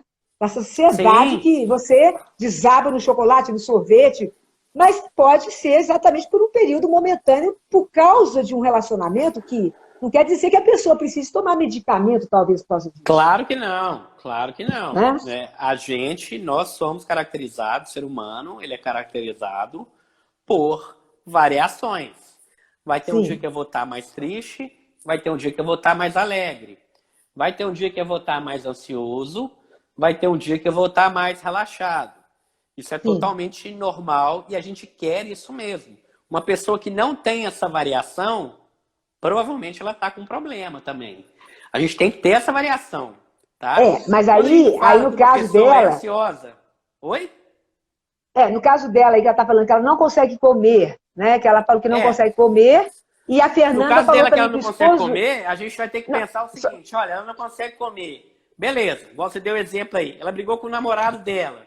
Aí tem 1, 2, 3 dias que ela não consegue comer, uma semana. Beleza, natural. Tá tensa, tá para baixo e tudo mais. Então a gente vai ter que levar em conta a intensidade do comportamento, o grau de prejuízo que esse comportamento está tendo e o tempo. O tempo é muito fundamental. Você pode chegar para mim um dia e conversar comigo e você pegar um livro de psiquiatria e falar assim, meu Deus, eu tô achando que o Bruno tá deprimido. Todos os sintomas de depressão ele tem. Mas pode ser que eu tenha todos aqueles sintomas num único dia. Isso não é depressão. Uma depressão vai ser todos aqueles sintomas ao longo de um período de tempo me gerando um prejuízo. Da mesma forma, eu posso chegar hoje aqui em casa e falar, meu Deus, hoje eu tô agitado esse coronavírus e tal, eu vou lá e compro 10 barras de chocolate e como tudo. Isso não quer dizer compulsão alimentar, foi um dia só mesmo. Agora, se isso for todo dia, isso gera um problema. Mas respondendo a pergunta dela, transtorno de ansiedade pode sim estar relacionado com a alimentação. Por quê? Não só com a alimentação, como principalmente as dependências. Dependências químicas, seja por drogas ilícitas, maconha, cocaína, crack, não sei o que e tal, mas principalmente por drogas lícitas, tabaco e álcool. Inclusive, a parte cerebral que está envolvida nesse sistema é muito parecida. O álcool e as drogas, de um modo geral, mexe muito com a dopamina. Claro que isso aqui é uma coisa totalmente simplificada. É muito mais complexo que isso. Mas a comida, a alimentação, ela também mexe nessa parte. Então, a relação entre compulsão alimentar e álcool e drogas, ela é muito próxima. É mais ou menos a mesma área do cérebro que está envolvida. Então, assim, tem muita relação, sim. Resumindo o que ela perguntou, tem relação. Se ela realmente tiver um transtorno de ansiedade, com certeza, ela tratando essa ansiedade, ela vai ter uma melhora no padrão alimentar dela. Isso aí você não tem dúvida. Eu quero até fazer uma outra observação e fazer a pergunta aqui também da Josiane, tá? Porque às vezes acontece comigo, querido. Isso daí, bom, é aquilo que ele falou, desde que não gere um prejuízo, eu acho que está dentro do normal, tá? Mas eu quero falar sobre a bebida, por exemplo, que nem aquela cena clássica também, né? Do cara que chega em casa, eu estou muito ansioso, ou está deprimido, ou então está muito ansioso, né? Eu tenho que tomar um gole, um uísque para relaxar. É aquele negócio. Uma coisa é ele tomar um para relaxar. De repente, isso virar um costume e ele se tornar um alcoólatra e nem sabe, né? Aí, a dependência química. Né? A dependência química. A dependência química. Aqui a Josiane pergunta assim, pelo fato de ser ansiosa, fico muito irritada. Isso também é um sintoma, né, doutor? Porque às vezes também te confesso que tem hora que a gente já está assim. Claro, gente. A gente fica irritado, a gente fica feliz, triste, alegre, chato. Tem dia que a gente está chato. Eu comprei um livro, eu estava lendo um livro esses dias que chama Manual dos Chatos. É maravilhoso o livro. Tem dia que a gente está chato. Então, assim, é normal estar chato, é normal estar alegre, é normal estar... Entendeu? Essa variação é que faz a gente ser gente. A gente variar, é isso que faz a gente ser gente. Um dia você está chato, um dia você está alegre, um dia você está legal, um dia você está na sua, um dia você está com sono, um dia você está sem sono. Isso é bom. Claro que você não pode variar muito e você não pode ficar sempre num polo. Você tem que ter um padrão seu ali. Claro, Mas, assim, claro. ter essas variações, eu acho que é fundamental. Normal. Fundamental. Nós A vamos minha tia caminhar para o entrou, ó. final. Pati Brandão, minha É? tia entrou. Minha tia, Entrou? gosto demais Que dela. coisa Aqui, ó. boa! Pati Bem-vinda, Brandão, titia minha do tia, Bruno! entrou. Que fofa! Demorou, mas Mas aqui, entrou. demorou, mas Ah, entrou. O importante é isso. Então vamos lá. Compulsão por compra. Compulsão por compra, essa aí também é danado. Eu acho que é aquilo que entra também a questão de. A questão da ansiedade. Tem uma eu aqui vi que que é ótima. a pessoa perguntou aí de compulsão por compra, teve uma que falou de Não, alimentação em relação à não, e dopamina. TPM. E ansiedade, TPM, TPM. Nossa perfeito, né? Senhora, Aí a perfeito. gente sabe, por exemplo, que os hormônios sexuais, né? Os hormônios da Sim. mulher, estrógeno, progesterona. Por isso que quando a gente fala, por exemplo, igual eu falei mais cedo, chocolate mexe com dopamina. Teve uma pessoa que falou Sim. aí, eu queria que você falasse sobre alimentação e dopamina. Tem uma pessoa falando de Uhum. café aqui agora. Que café, gera ansiedade. Para Rapidinho, mim, não. só pincelar o café. O café é um Pincela estimulante do aí. sistema nervoso central. Então, o café, obviamente, ele tende a deixar a pessoa mais ligada. Em excesso, o problema de a gente Adoro. falar em determinadas substâncias é porque a gente não está falando dosagem, a gente não está falando Sim, quantidade. Então, é um pouco sim. perigoso a gente falar de substâncias sem aprofundar. Mas, de um modo geral, o café, de um modo geral, ele tende, sim, a aumentar a ansiedade. Claro que a gente vai ter que levar em conta o padrão de consumo do café. Que, inclusive, quando a gente fala em dependência química, é interessante que esses dias eu fiz uma postagem sobre maconha, um tanto de gente falou assim, mas você está falando de maconha, mas o que mata mesmo é álcool, o que mata é tabaco. Eu falei, realmente, pior que é mesmo. O que mata é álcool, o que mata é tabaco e o cafeinismo. É uma das principais dependências químicas, é o café. Então, as drogas lícitas são as drogas que mais geram prejuízos. Mas por que eu estou falando isso? O café, então, resumidamente, ele tende a aumentar a ansiedade. Mas Tá. a gente não pode falar que tomar café é errado. Daria uma outra live para falar Daria. de café. Não, Tá? Agora, em tem os relação ao alimento. transtornos. Peraí, tem o transtorno alimentar que a gente pode tratar numa live, que isso, o transtorno alimentar vai entrar uma série de perguntas que fizeram aqui, Claro, e, claro. e, e eu não posso deixar de te lembrar, antes de a gente terminar, de responder para a Gabriela, que é sobre aquela questão do estabilizador de humor na ansiedade, ou se é Tá. só para bipolaridade. Isso aí Então, eu vou acho falar do estabilizador. interessante. Só antes do estabilizador para a gente fechar. Vou falar mais uma coisinha e Tá, depois do estabilizador de humor. beleza. Alguém perguntou aí da questão da TPM, né? Então, os Isso, ótimo. hormônios, como eu falava, quando a gente fala de dopamina, alimentação, dopamina isso e tal, é uma simplificação da simplificação. Por quê? Quando a Ok. gente fala dopamina, noradrenalina, serotonina e tal, a gente está resumindo, porque na verdade, um neurotransmissor interfere no outro. E não só um interfere no outro, como os hormônios sexuais. Então, por exemplo, o estrogênio, a progesterona, muitas vezes um aumento de um, uma deficiência de outro, mexe com o outro. Então, os hormônios da mulher, ele está diretamente relacionado com os neurotransmissores. Enfim, estudar neuroquímica, neurofisiologia, neuroanatomia, não é uma coisa muito fácil, mas a gente tem que pensar o quê? Resumidamente, hormônios estão sim relacionados. O transtorno disfórico pré-menstrual, inclusive existe um transtorno desse, chama transtorno disfórico pré-menstrual. Nossa, Normalmente gente. ele está associado com o quê? É uma TPM. Aí você fala, então toda mulher tem. Não, não é toda mulher que tem. Porque para a gente Boa, o que caracterizar o é? Qual que é a transtorno, diferença? Qual que é a diferença, então? a diferença é que o transtorno disfórico pré-menstrual, ele dura mais ou menos 15 dias. Então você imagina uma mulher que Nossa, tem TPM a metade do mês. eu conheço gente Eu assim. estou falando assim, eu estou falando de uma maneira didática. Uma coisa é a mulher ter TPM, ter uma tensão pré-menstrual, ficou ali 3 dias, 4 dias antes, alguns dias depois e tal, beleza, uma semaninha, resolveu. Outra coisa é a mulher ter TPM o mês inteiro, Claro. né? Ou quase o mês inteiro. Isso é o transtorno disfórico pré-menstrual que também merece ser tratado. Então, assim, Sim, sim. a intenção nossa era falar de ansiedade, mas o povo vai perguntando. Eu acho que tem que perguntar mesmo. Mas agora, para não deixar de falar do estabilizador de humor, né? De um modo geral, transtorno de ansiedade, o estabilizador de humor, ele não está indicado para o transtorno de ansiedade. Porém, tá? Porém, a gente tem que pensar o seguinte, o estabilizador de humor, muitas vezes, ele pode potencializar. Então, às vezes, eu estou tratando um paciente que não está respondendo ao tratamento convencional, eu posso usar um estabilizador de humor para potencializar. Ou uma coisa que a gente esquece muito quando a gente faz uma live sobre transtorno de ansiedade, sobre depressão, sobre bipolar, sobre esquizofrenia, nós estamos sendo didáticos. Porque o ser humano ele é mais do que isso. Muitas vezes a pessoa tem um transtorno de humor junto com o transtorno de ansiedade. Uma pessoa que é bipolar, ela pode ser ansiosa também. Uma pessoa que é deprimida pode ser esquizofrênica. Existe a esquizofrenia a depressão pós-psicótica.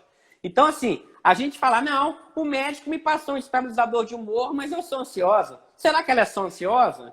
Será que ela tem um quadro misto de depressão e ansiedade? E nessa situação, o estabilizador de humor talvez estaria indicado? Então, a gente tem que pensar o seguinte, por isso que é o que você falou mais cedo, isso aqui não é uma consulta, é um bate-papo. Para mim, sentar na frente de uma pessoa e falar, olha, você tem que tomar estabilizador, você tem que tomar isso, você tem que tomar aquilo, você precisa conhecer aquela história. Não dá para me virar para uma pessoa e falar assim, você é ansiosa, então você não pode tomar estabilizador. Não, você é psicótico, então você não tem que tomar antidepressivo, você tem que tomar antipsicótico. As coisas, elas acontecem juntas. Da mesma forma que o hipertenso, olha só, uma pessoa não pode ser obesa, não pode ser hipertensa e não pode ser diabética? E, na verdade, normalmente o obeso é hipertenso e diabético? Mas quando você vai estudar, quando você vai fazer uma live, você faz uma live sobre obesidade, você faz uma live sobre diabetes, você faz uma live sobre hipertensão. Quando você vai estudar na faculdade de medicina, quando você vai estudar o livro, você estuda hipertensão, você estuda diabetes, você estuda tudo separadinho. Mas na hora que o paciente chega na sua frente, não é separadinho. Essa que é a diferença de um livro para uma pessoa. Né? Então a pessoa chega para você e fala assim, não, mas o médico me passou um estabilizador de humor, mas eu sou ansioso. Será que é só ansioso mesmo? Será que não tem um transtorno depressivo associado? Será que não tem alguma outra coisa associada? Então os transtornos eles normalmente ocorrem juntos. E por isso a gente não pode falar de medicamento. E ainda sobre isso, aquela questão assim, digamos que aí a pessoa tem 3 tipos de transtorno junto, como você falou, você tem o transtorno de ansiedade, ligado com a bipolaridade, de repente bate mais a depressão, talvez um sobreponha ao outro mais, né? Aí é o olhar clínico. O que eu quero saber é o seguinte, um mesmo medicamento pode, de repente, combater 2 ou 3 causas ao mesmo tempo? Pode. Claro pode, um só. Não precisa ser uma bateria, às vezes. Não precisa. Coisa não, né? Por isso que a gente vai precisar avaliar. Inclusive, isso que você falou aí, teve uma pessoa aí que falou antidepressivo trata ansiedade. Eu fiz até um vídeo sobre isso no meu Instagram, já fiz algumas postagens sobre isso. O termo antidepressivo é um termo que está errado. Na verdade, ele não está errado, desculpe. Ele não está errado porque ele trata a depressão.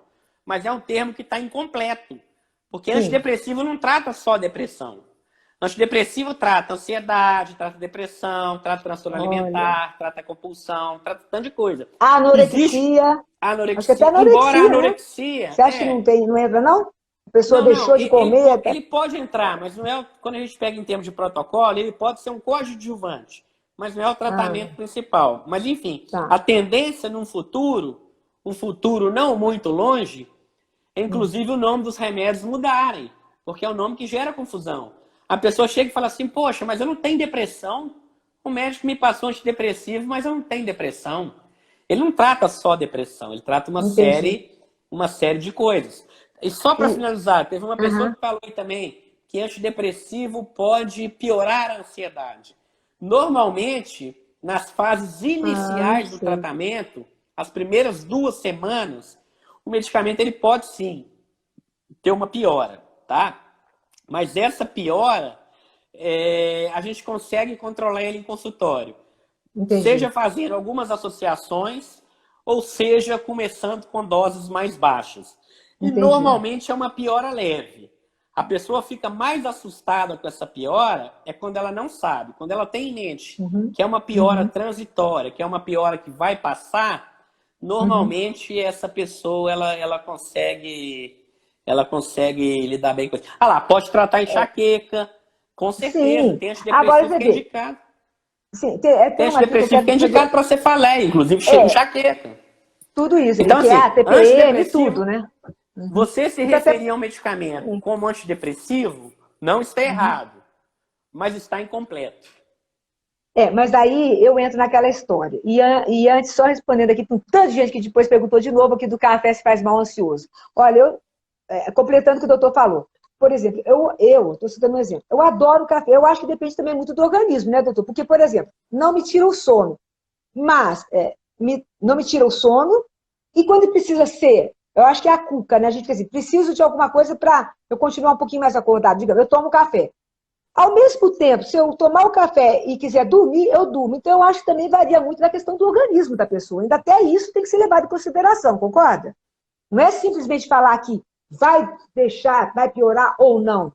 Eu acho que é um conjunto de coisas. Não é tão simples assim, né?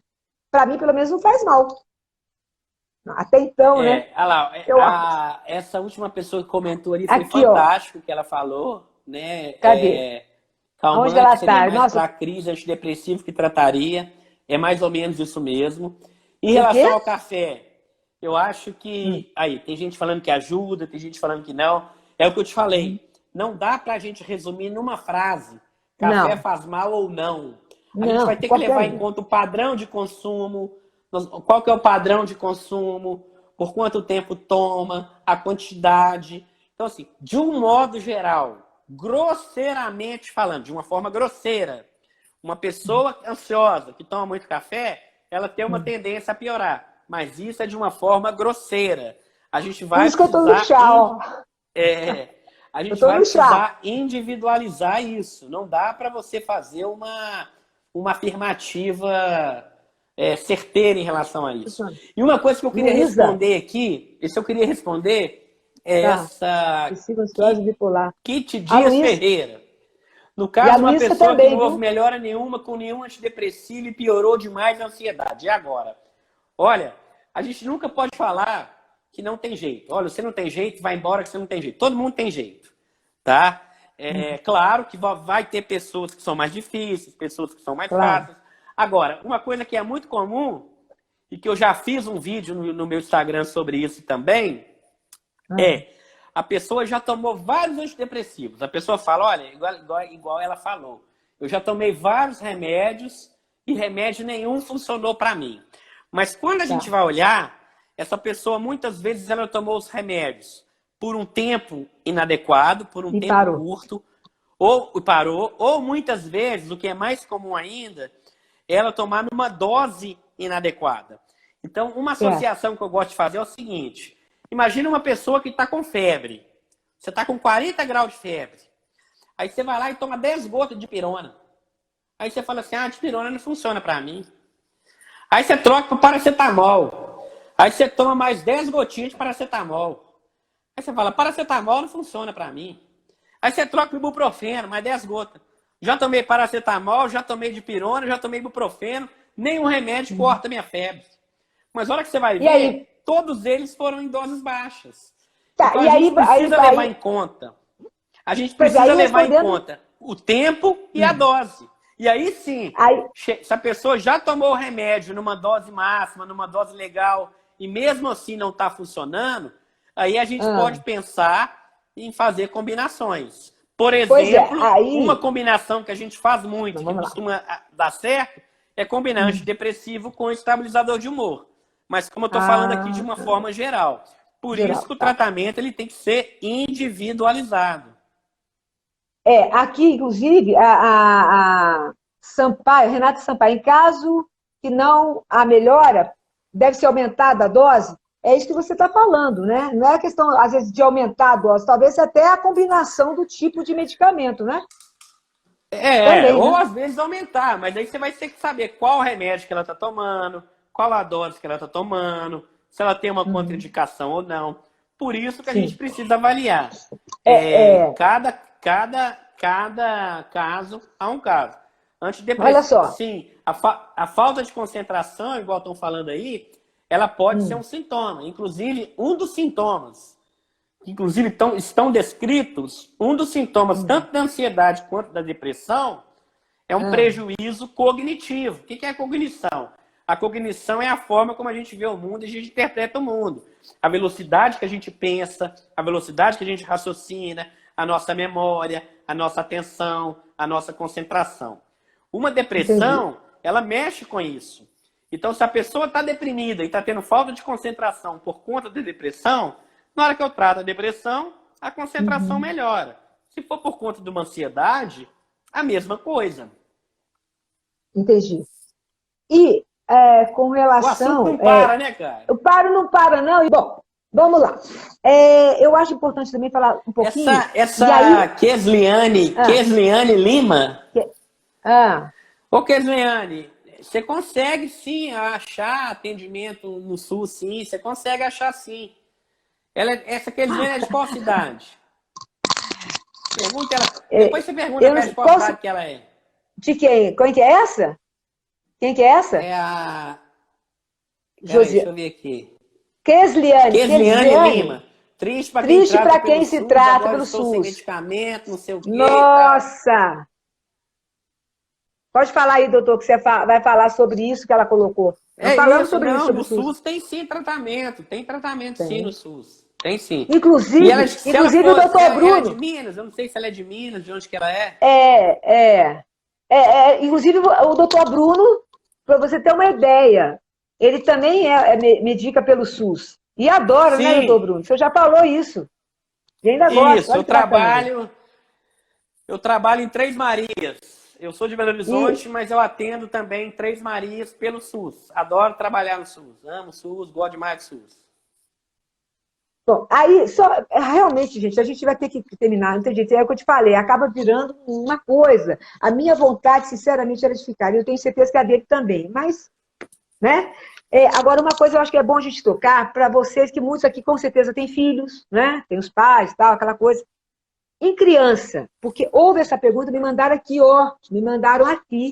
para o meu, né, mais cedo, com relação a essa ansiedade, se pode se manifestar em crianças, e se o tratamento segue o mesmo rigor que para um adulto. Bom, eu penso que, logicamente, que não, mas de qualquer forma, essa pessoa está aí, tá? Eu já vi ela passar. A Luciana. Claro, eu acho que o tratamento segue, sim, segue o mesmo rigor. E a criança... Eu acho que... quando ela está falando de rigor, quando ela fala rigor, eu imagino que ela não esteja falando dose. Claro que a dose é diferenciada, lógico. Claro. Um adulto normalmente vai precisar de uma dose de medicação mais alta, uma criança uma dose menor. Mas o rigor e a preocupação que você tem em relação à criança e em relação ao adulto, obviamente é o mesmo rigor. Até porque, seja qual for o transtorno, quanto mais cedo você começar a atender, quanto mais cedo você começar a tratar, melhor. Então, assim, segue-se o mesmo rigor. Desde que ela não esteja associando a palavra rigor à dosagem, segue-se o mesmo rigor, com certeza. E aqui, para ir finalizando, bom, aqui tem uma que eu achei interessante, que é o seguinte, para a gente finalizar mesmo, se não buscar tratamento, isso daí eu acho que dá para a gente encerrar. A Renata Sampaio, de novo, se não buscar tratamento, a ansiedade pode se agravar até que ponto? Essa eu achei muito boa. Se não buscar tratamento, se pode se agravar? Até que ponto, assim? Claro que pode se agravar, né? Pode se agravar desde... É uma pergunta sensacional, porque é o seguinte, as pessoas normalmente associam a doença mental, as pessoas associam o transtorno mental a prejuízo social, a prejuízo... Por exemplo, se você não tratar a sua ansiedade, você vai ter um problema na sua escola, você vai ter um problema no seu trabalho, você vai ter um problema no seu casamento, você vai ter um problema, né? As pessoas associam o transtorno mental... Isso. As pessoas associam o transtorno mental a um problema social. Estão certo. Elas estão certas de associar isso mesmo. Um transtorno mental está associado com problema familiar, problema social, enfim, mas tem problema. Mas o que pouca gente sabe é que os transtornos mentais também estão associados com doenças físicas. Uma ansiedade não tratada, ela aumenta a chance de uma pessoa ter infarto, ela aumenta a chance de uma pessoa ter câncer, ela aumenta a chance, ela diminui, inclusive, a mortalidade. Os pacientes psiquiátricos não tratados, eles morrem mais. Eles têm uma expectativa de vida menor. Então, por exemplo, a gente sabe, por exemplo, paciente pós-infarto, o sujeito infarta, a metade dos pacientes eles tendem a ter transtornos ansiosos. E o contrário também. Então, transtorno de ansiedade, transtorno depressivo, além dos problemas sociais, além dos problemas familiares, no trabalho, pode somatizar, além dos problemas sociais, está associado a uma série de problemas físicos. E problemas físicos graves. Não só somatizar, como alguém falou aí, somatizar é você ter simplesmente sintomas físicos. Quando você está tendo uma palpitação, quando você está tendo uma falta de ar, quando você está tendo uma tontura, você está somatizando. Então, somatizar significa o quê? Você ter sintomas físicos. Mas eu diria mais, além de somatizar, você pode ter doenças. Doenças graves. Quais doenças? Câncer, diabetes. 20% dos pacientes com doença mental têm diabetes, com depressão. Então, assim, além da parte social que a gente está falando, nós estamos falando de problema físico. Então, você tratar uma depressão, você tratar uma ansiedade, você tratar transtorno alimentar, então nem se fala, mata. Você tratar doenças, alguns tipos de doenças, você tratar transtorno mental, você está cuidando da doença física. Não só somatizar, como doenças graves. Diabetes, hipertensão, câncer. Isso é fato. Tem um estudo bonitérrimo que fala sobre isso, que ele inclusive mostra as prevalências. Ele fala, olha, pessoa com doença mental, 40% tem chance de ter infarto, 20% diabetes. Aí ele fala mais ou menos as prevalências. Ele fala mais ou menos a porcentagem relacionada à doença. Eu não vou saber falar... Até o suicídio, né? Até o suicídio, que nós falamos outro dia. Aí sem falar, suicídio, aí já é outra história. Suicídio daria outra live. A 10ª causa de mortalidade no mundo é suicídio. Pensa, suicídio mata muito mais do que muita doença. Mas aí também seria outra live. Eu estou respondendo essa questão a psicoterapia ajuda bastante, com certeza, não tem dúvida. Mas tem que levar em conta o quê? Além de somatizar, além da pessoa ter sintomas físicos, a pessoa tem doença física grave. Infarto, hipertensão, diabetes, câncer. Então a gente tem que tratar. Cuidando da saúde mental, você está cuidando da saúde física. Daí é o que a Regina... Eu gostei do Instagram da Regina, que a Regina é o seguinte, Regina segue a vida. Adorei. É a vida que segue, né, Regina? É isso mesmo que você falou. Tem que cuidar, como você falou, resumindo, a atividade física nessa hora é boa, porque você alivia o estresse, aquele estresse normal. E a própria ansiedade em si, você faz um exercício físico, você libera, né? Hormônios aí, você tem os nomes, enfim. Aquela coisa de você se movimentar e não ficar só com a cabeça ligado a um problema. Enfim, eu acho que, na realidade, não é só, nem a questão só da ginástica, né? Da questão física, como eu posso dizer, da atividade física. Atividade física no sentido só de ginástica, não. Você pratica um hobby, né, doutor? Seja dançar, cantar, pintar, alguma coisa que te alivie a mente. Eu imagino que isso também, você está cuidando do seu físico, a partir do momento que você pratique algum hobby, alguma coisa para te aliviar a atenção, né?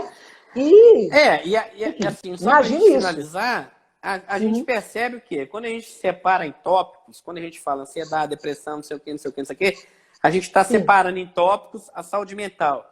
Mas se a gente for para a física, aí você vai separar cardiologia, pneumologia, oncologia, não sei o que, não sei o quê. Por que isso? Porque o ser humano, nós somos incapazes de entender a gente como um todo. Então a gente separa, a gente divide as coisas para a gente tentar entender. Mas, na verdade, a separação entre saúde física, mental, ou física e física, como você vai separar, por exemplo, pneumologia de cardiologia? São coisas juntas. Tudo é uma coisa só. Como, claro. como o nosso tempo de vida aqui na Terra, ele é muito pequeno, e a gente não tem tempo de estudar tudo, de aprender tudo, e mesmo se tivesse um tempo infinito, a gente não iria conseguir aprender tudo, a gente separa. Mas então você separar uma doença física de uma doença mental e fazer essa separação toda que a gente faz aqui, isso é uma coisa extremamente didática. Porque na prática é tudo uma coisa só. E quem sabe tudo disso aí vai depender da crença de cada um. Deve ser Deus. Eu quero mas, enfim, eu quero só trazer à baila aqui o que a Kitty Dias Ferreira falou, que eu vou me citar como exemplo. Além do não poder falar alguma coisa, lógico, mas eu vou me citar como exemplo. Kitty Dias Ferreira, você falou, quando se está de luto, como praticar um hobby, esportes, impossível. Não, não é impossível. Eu estou de luto da minha mãe, faleceu em 21 de janeiro, 2 dias depois do meu aniversário. O primeiro mês, claro que cada um tem um tempo, pelo amor de Deus, cada um tem seu tempo. Até hoje eu sinto falta dela. Até hoje, há momentos em que eu lembro, que eu penso, alguma coisa vem à minha mente, como da minha irmã também, dos meus irmãos, a gente dá aquele choro de saudade, não é um choro de inconformismo, não, pelo amor de Deus. Né? Porque eu acho que a gente tem coisas que a gente tem que ter muita gratidão a Deus dos desígnios dele. Tá? E às vezes nos poupou de muita coisa, como poupou também a própria pessoa. Então, graças a Deus, não foi nada de um acidente, não é nada traumático, né? Que daí viraria um trauma. Mas no caso da minha mãe, o que aconteceu, por exemplo, até hoje eu estou mas nem por causa disso. Aí, desculpa, doutora, aí eu já entro, tá? Dando a minha também visão, porque além do médico, aí de uma pessoa que está passando por isso. E o que eu faço? Eu procuro, aí é questão também de uma força de vontade, de você buscar algo, entendeu? Para sair disso, para não chegar ao ponto de você cair numa depressão profunda, né, doutor? Que causa ali um prejuízo, a ponto de você não fazer mais nada, porque você perdeu uma pessoa que é terrível, né? Uma pessoa que você ama, lógico, mãe, marido, filho, pelo amor de Deus. Mas aí eu acho que entra a força também da gente. E mais do que isso, no momento que você está vendo, aí, doutor, eu estou dando uma de doutor Bruno, hein? Já me adiantando. Não, aqui, olha essa questão aí, né? Minha irmã a Klein, a sua irmã? É a Klein. Porque a minha irmã também está sempre assim. Ela está na mesma situação. E ela tem diabetes. A minha irmã, a Klein, e tem diabetes. E ela sabe como controlar também essa questão de dor, no sentido de perda de alguém. Então, eu estou dando meu depoimento, tá, gente? Por favor, estou dando meu depoimento e vocês vão ouvir o doutor aqui também, claro. Então, a partir do momento que você vê que isso está te prejudicando, aí eu acho que entra nesse caso que ele falou. É buscar uma ajuda médica. Com a palavra, o Bruno. Doutor Bruno agora. Eu dei o meu depoimento, para você entender que isso é possível sim. Eu voltei a fazer a minha aula de dança online, né, por causa do período. Por quê? Justamente para não ficar naquela coisa, porque aí eu vou passar isso para o meu marido, vou passar isso para os meus irmãos, você está me entendendo, não é?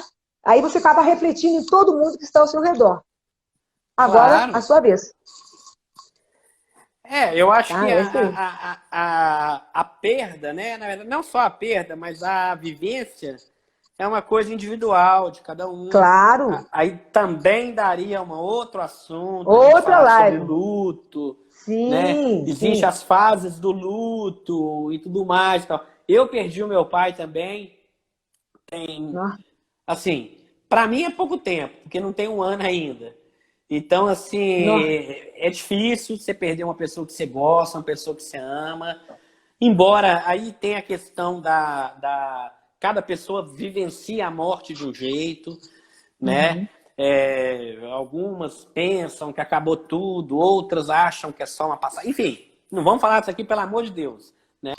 Mas, com certeza, a morte, a saudade é uma coisa que gera... Para mim, não foi fácil, não está sendo fácil ficar sem meu pai, mas, né? Mas, por um lado, também, eu acho que ele tá assistindo a live aí, de algum lugar aí, ele deve estar vendo a gente aí. Com certeza! Então, assim, Porque realmente meu pai, para mim, é uma pessoa que eu acho que eu não seria nem 1% do que eu sou hoje se não fosse ele. Praticamente tudo que eu sou hoje eu devo a ele. Infelizmente, ele não está aqui, ele não viu, assim, muita coisa minha. Mas eu tô falando isso porque você falou. Mas, enfim... Não, mas eu sinto mesmo pela minha mãe, pelo meu pai, apesar de ter, né, falecido, eu já tinha lá meus 34 anos, vivi um bom tempo, mas meu pai também já faleceu há um bom tempo, mais de 10 anos. E minha mãe agora, recentemente. Então, assim, também é como você falou, são pontos de referência enormes. Agora, eu só respondi para ela no seguinte sentido, porque ela fez uma afirmação, veja bem, que é impossível a gente fazer um hobby se você está de luto depois de ter perdido saúde. Talvez no início do primeiro mês, para mim, pelo menos, é o que eu estou te falando, é o que eu quis dizer o seguinte, que não é impossível. Não é impossível, desde que cada um tem o seu tempo. E se esse tempo perdurar muito, aí já é o caso de procurar uma ajuda médica, né, doutor? Sim, porque aí, né, cada um... E aí, é o que eu te falei, aí dariam outra live. Outra live. Ô, gente, tem live demais com esses problemas. Bom, vamos lá, eu tenho que agradecer aqui. Eu tenho que agradecer o Gleison. O Gleison falou, agora sim, está aparecendo um diálogo. Ô, Gleison, muito obrigado, você me ajudou, porque a Fátima não me ajudou em nada nesse sentido. Não tem problema. Que bom. A gente fala muito, né? Agora é o seguinte, gente, eu gosto também de conversar. Isso aqui também é um momento... Veja bem, vocês estão perguntando, eu também quero perguntar as bolas. Não é não, doutora? A gente também tem curiosidade, né? Então é o seguinte, todos aqui estão falando sobre isso. Antes de passar a palavra para o Bruno poder fazer, né, a despedida dele, eu quero dizer uma coisa para vocês. Gente, eu acho que tem 4 coisas, eu ia falar 3, mas é porque eu estou colocando aqui a ajuda médica, tá? Ajuda médica, sim. Mas tem 3 coisas fundamentais na vida. Para mim é fundamental. A primeira fé em Deus. Mas é fé onde você realmente entrega a Ele a sua vida nesse sentido e acredita que Ele tem o poder, sim, de te ajudar. Agora, você tem que ter também ação, atitude. Porque Ele faz a parte dele e você tem que fazer a sua. Segundo, gratidão. Além de Deus, em primeiro lugar, gratidão aos que te dão a mão. Gratidão à sua família, gratidão aos amigos que estão ao seu redor, às pessoas que realmente você sabe que gostam de você, que amam você e que te ajudam. Podem ser poucos, que geralmente são, né? Mas às vezes passa um anjo na vida da gente, como o doutor Bruno, por exemplo, ele entrou aqui na minha vida. Eu não conhecia ele como eu conheço pessoas há anos que nunca me acrescentaram muita coisa. Ele me acrescentou muito, mais do que como médico, mas como um amigo. Então, essas pessoas, eu costumo dizer que são anjos na vida. Então, é gratidão a essas pessoas. E terceiro, volto a repetir, o bom humor. O bom humor. Não estou falando de euforia, que vai para beber, não é isso. Mas um bom humor no sentido de você controlar o seu humor, tentar ver a coisa, o lado bonito da vida. Para mim, esses são 3 coisas fundamentais, são abstratas, mas são fundamentais. E na prática, é isso aí. Não deu certo, com toda a fé que você tem, com tudo assim, e ainda com toda a fé está sentindo-se muito mal, é procurar ajuda médica. E com certeza. Passando a palavra para ele agora. Não, mas é isso, cara. Eu queria, assim, te agradecer, né? Foi Obrigada. legal a nossa conversa. E algumas pessoas aí reclamando que você está interrompendo e tal. Eu odeio fazer live sozinho. Eu acho que as suas colocações, as suas interrupções, eu acho que elas são pertinentes. Eu acho que o interessante é isso mesmo, é a gente fazer um bate-papo. Obrigada. Né? Porque eu acho legal, estou gostando e é isso. Agradecer aí. E tamo aí, gente. Semana que vem a gente vai falar de esquizofrenia e outras psicoses. Depois eu vou dar um tempo, porque eu tô lotado de prova para fazer. Tem muita prova, então o bicho tá pegando. Eu não quero ser reprovado. Então, não! Assim... Mas aí depois a gente vai voltar. Depois nós vamos voltar. É isso aí. Enquanto isso, vão vir aqui psicólogos que trabalham com o doutor Bruno, muito bem indicado por ele. Eu quero ter essa visão também da psicologia, né? Ótimo, propriamente dita, fora da psiquiatria, né? Ó, Patrícia, eu amo essa Patrícia, gente. Essa Paty Brandão é minha tia favorita. Ah, que bom ainda!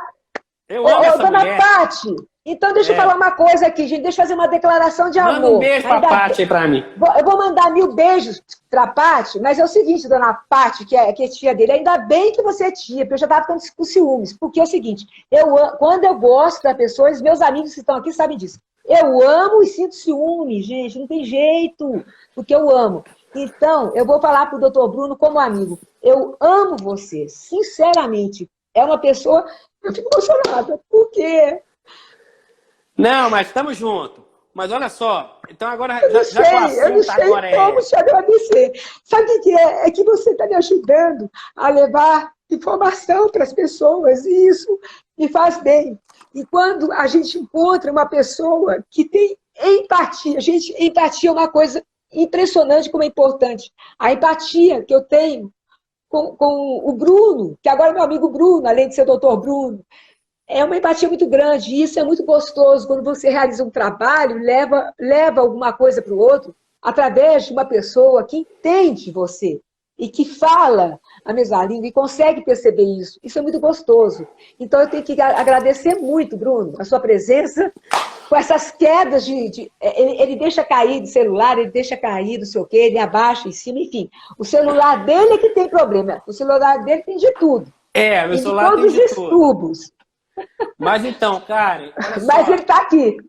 Obrigada, meu querido, muito obrigada. A gente falando em gratidão e tudo, vou aproveitar para falar o seguinte, a Patrícia está aí, minha tia, ela não é, na verdade, ela não é minha tia de sangue, não é nada minha na vida real, assim, de sangue, mas ela é muito mais que isso, ela é casada com um tio meu, hoje eu não tenho pai, meu pai morreu, mas um tio que eu considero como pai, inclusive me ajudou demais na minha formação, na época que eu estava ruim lá, né, precisando estudar e tudo.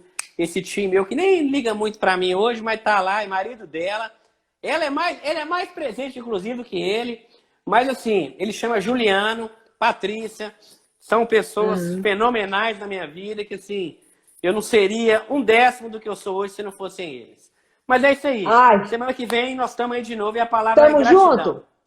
Gratidão. Eu agradeço a todos vocês que estão aqui, dizendo que mais uma vez, semana que vem, sobre esquizofrenia, preparem os ouvidos. E quem fica reclamando aí que eu interpelo, já entra sabendo disso. Não tem jeito não, gente. É isso aí, eu até tento, mas já entra sabendo.